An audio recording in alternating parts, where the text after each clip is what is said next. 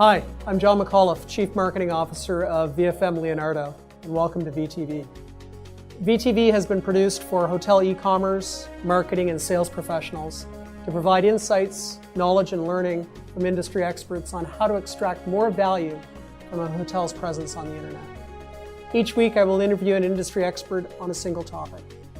We have discovered many of these topics from industry people like yourself and encourage you to let us know if there is a topic you would like to see on future episodes of VTV. You can email us at vtv@vfmleonardo.com and make your suggestion anytime. Welcome to today's episode. Our topic today is the role of online information in travel shopping, and I am joined by Lawrence Bernstein. Lawrence is the managing partner of the Bay Charles Consulting Company. He has been a leading proponent of the new order of differentiation and has written and lectured on the subject of experiential branding and intrinsic-extrinsic research methodologies in Canada, the US, and China. Lawrence is a graduate of Cornell University and is a member of the Cornell University Trustee Council and the Cornell Arts Committee. He has worked for major hotel brands and advertising agencies on projects designed for growth by understanding and delivering meaningful experiences. He is a prolific blogger on various subjects, including a number of articles on understanding and amplifying guest experiences in hotels. Lawrence, welcome to VTV and thank you for joining us. Hi, John. Today, our topic, Lawrence, is the role of online information in travel shopping. I know that you've spent most of your career studying and understanding the behavior of consumers during their purchase cycle in the hotel industry and in other industries like automotive and packaged goods. What are your thoughts on the way travel shoppers interact with the information available to them on third-party intermediary sites or online travel agency sites and similar other sites? John, one of the concerns I have about the way online travel sites have developed and the way that consumers are being forced to interact is that they have become very rational and very single-mindedly price-focused. There's a sort of general assumption that the customer pretty much knows roughly what they want and will go around searching until maybe they find it or they, I think probably the assumption is they're going to find the right price and then book it. This is unfortunate because that's not really what people want, and it's not really the way people view their travel, especially when you're talking about vacations or holidays and things like that, which have a much deeper significance and excitement to them. So what we see happening is that the online travel sites and online travel information and so on is missing what I refer to as the inspiration aspect. That idea that you really need to make people want to stay with you or to be in your hotel, go to your resort or travel on your airline beyond just the rational, well, I'm going to Florida for a week and yeah, that place is there and it's cheap. People don't want to book their holidays like that. They want to book it with a kind of vision in mind and a sense of excitement. So the smart thing to do, I think, in online travel marketing is to try to get that inspirational message to people as quickly and as forcefully as you can, even though they are online.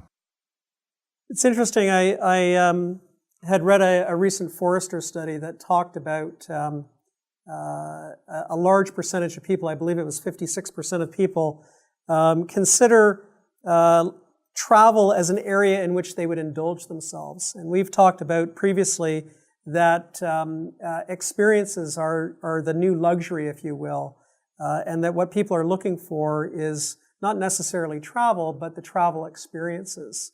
So if I were a hotelier, how can I actually articulate the types of experiences people would have at my hotel when, as you say, the online travel agencies are more focused on the rational components of the purchase process, and really experience is the inspirational aspects of the travel shopping process? Well, think of it as you might have thought about as a bricks and mortar travel agent 20 years ago. What would happen there is the travel agent would be talking to the customer about the hotel and would then have handed a very pretty brochure about the hotel to the potential traveler, and that traveler would have been inspired and would have said, "This is where I want to be." And a hotel should be looking to generate that response right at that point of booking. So anything that can be done at the point of booking to bring that sense of inspiration to the person will have two effects. I mean, obviously, it's going to make people want to stay in the hotel. It's going to develop a level of expectation, which is going to justify cost rates and margins. But it's also going to interrupt the logical process, and it's going to cause people to say, "That's it. I'm going to book this. I'm not going to look elsewhere. I'm not going to traipse around. I'm not going to do all this stuff because this is where I want to be." And to do that, it's going to take more than manifestation or expression of what we always call the edifice complex that hotels have, which is, if we show people our building, then they're going to love us. And it's going to take more than showing the bed with the tray of breakfast tray in the bottom corner. It's going to take an understanding of what people want to see when they look in that hotel, and showing that in bright color, action, movement, whatever can be done at that particular point in time to break through this kind of droll, rational, tactical stuff that's going on the travel site and get people inspired to make their decision.